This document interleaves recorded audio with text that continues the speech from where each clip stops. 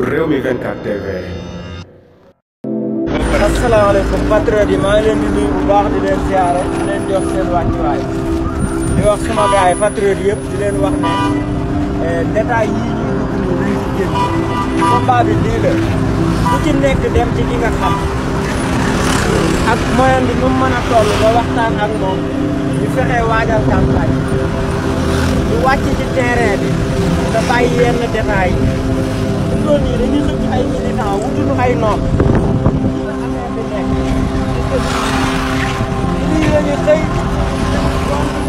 pour wax ak nit ñi ñu tàmbali campagne bi mobilisation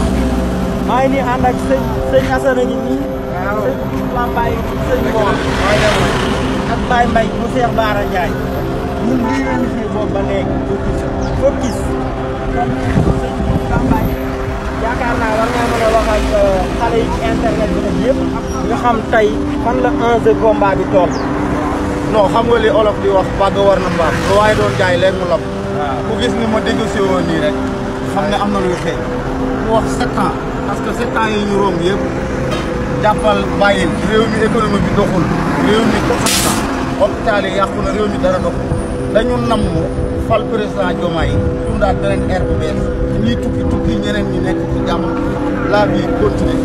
léegi nag Baye Mbaye man département Mbacké laay waxee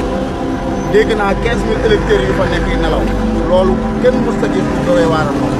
parce que yaakaar ji foofu la ëppee ndax li ñuy sàcce Matam ak ci yeneen dëkk yi nga xam ne ñoom peut-être ñoo ko maîtriser ci li ñu wax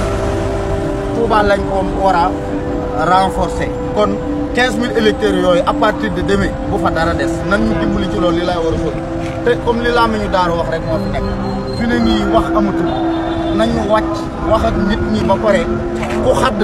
na bootu ji te boo fa jóg na nga fa ndogoo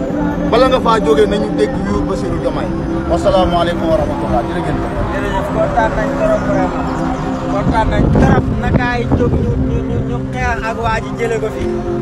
affaire bi tuuti